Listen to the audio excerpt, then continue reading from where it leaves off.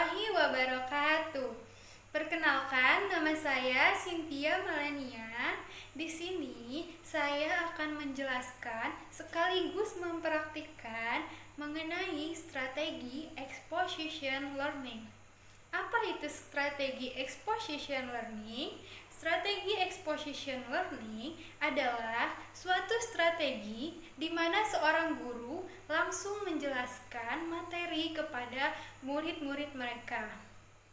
Strategi exposition discovery learning ini biasanya digunakan dan dilakukan pada suatu event-event tertentu.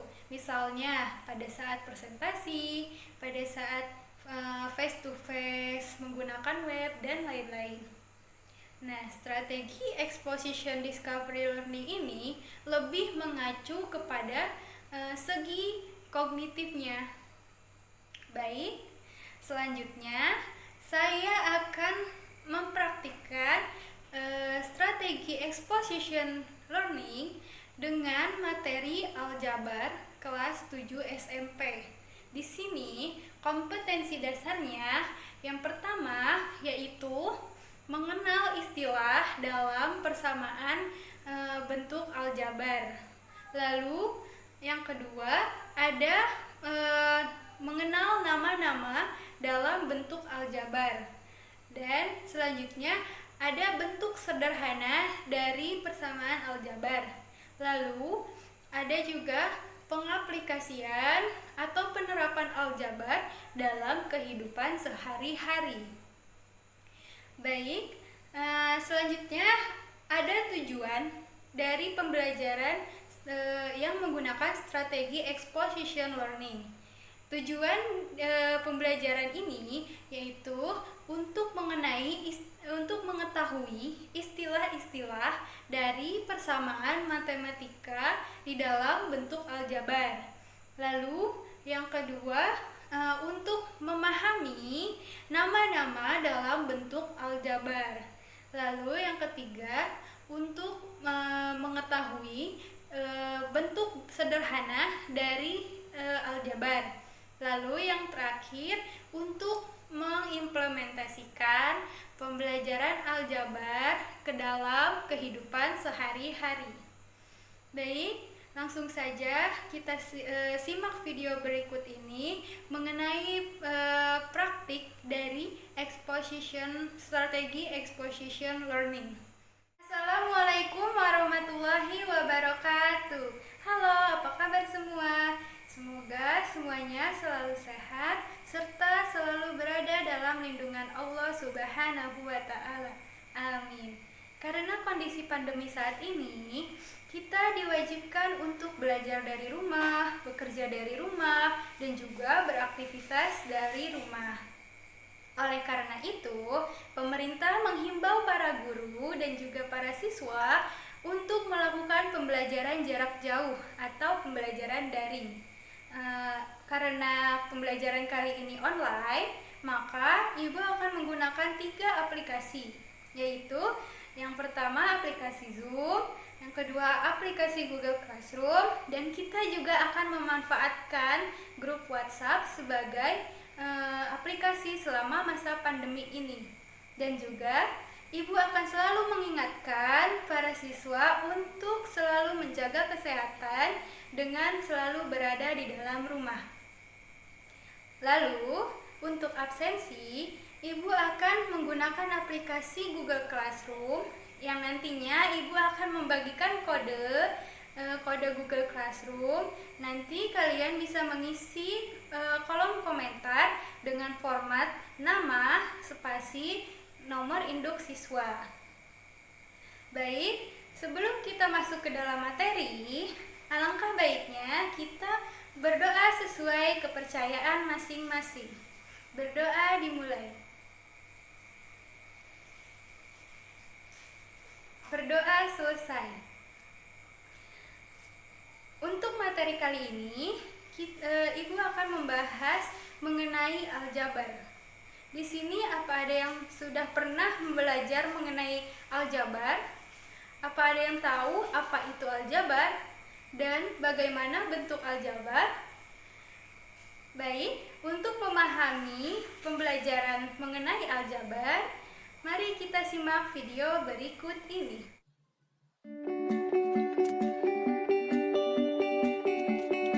Pak Thohir, kelihatannya beli buku tulis banyak sekali. Iya Pak, ini pesanan dari sekolah saya. Saya beli 2 kardus dan 3 buku. Pak Erik beli apa saja? Saya beli 5 buku Pak. Buku ini untuk anak saya yang kelas 7 SMP dan dia sedang belajar matematika. Nah, maksudnya seperti apa ya? Yuk kita pahami bersama-sama.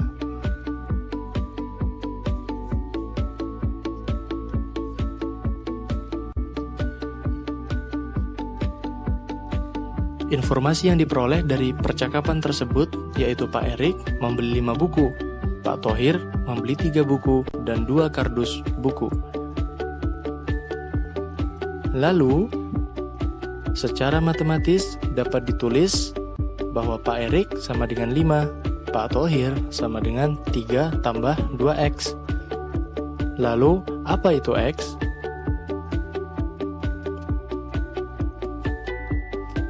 X itu menyatakan banyaknya buku yang ada di dalam kardus.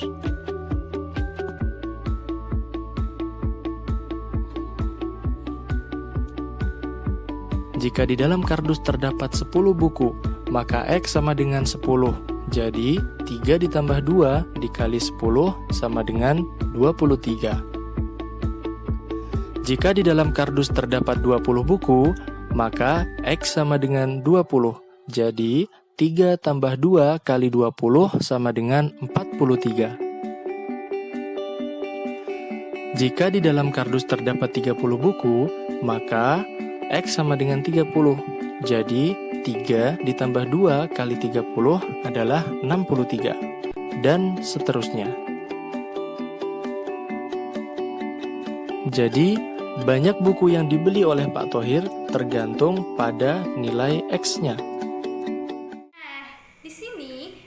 Menjelaskan mengenai istilah-istilah dari persamaan matematika yang ada di dalam bentuk aljabar.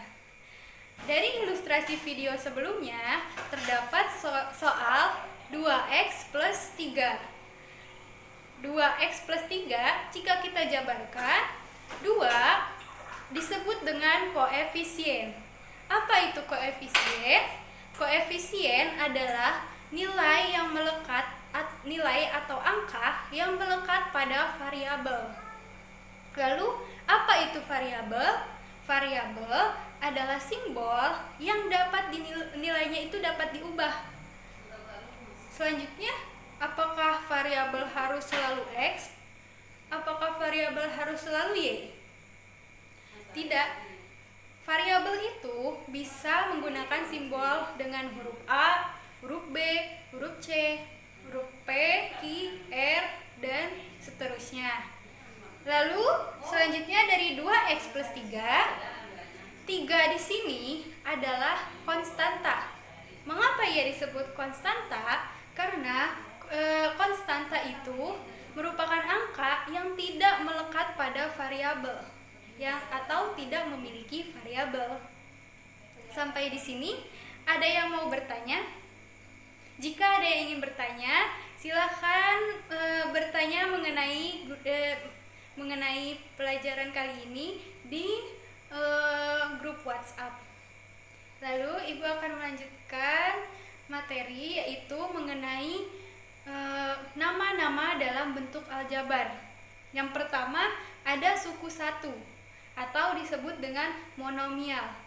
Apa itu suku satu? Misalnya dalam bentuk aljabar itu 2x, 3x, y, x,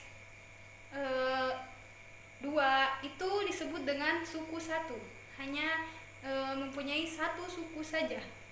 Lalu selanjutnya yang kedua ada suku 2 atau disebut dengan binomial.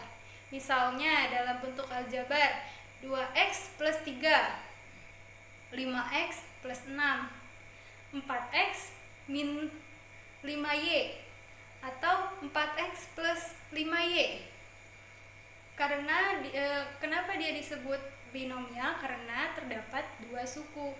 Lalu yang terakhir ada suku 3 atau trinomial. Misalnya dalam bentuk aljabar 2x plus 3y plus 5, 2a plus 2b plus 3, dan seterusnya. Kenapa dia disebut trinomial? Karena dia mempunyai 3 suku. Lalu selanjutnya kita akan membahas contoh soal lainnya. Soal lainnya di dalam aljabar, misalnya di sini bentuk sederhana dari 2x plus 5y min x plus 3y plus 2 adalah, bagaimana cara menyelesaikannya? Yang pertama, kita samakan dulu variabelnya. Variabel x dengan variabel x, variabel y dengan variabel y. Nah, di soal 2x plus 5y min x plus 3y plus 2, berarti jika kita samakan variabelnya menjadi 2x min x plus 5y plus 3y plus 2. Lalu kita substitusikan saja. Lalu kita hitung sehingga hasilnya menjadi x plus 8y plus 2. Sampai di sini, apa ada yang belum paham? Jika ada yang masih belum mengerti, silakan tanyakan via grup WhatsApp. Selanjutnya, Ibu akan memberikan 2 latihan soal. Nah, latihan tersebut nanti akan Ibu share melalui Google Classroom, dan pengumpulan tugasnya pun melalui Google Classroom. Terima kasih. Sampai di sini presentasi dan penjelasan dari Ibu. Kurang lebihnya Ibu mohon maaf. Jika masih ada yang belum dimengerti, silahkan bertanya mengenai grup WhatsApp atau bisa japri ke nomor WhatsApp Ibu. Terima kasih. Wassalamualaikum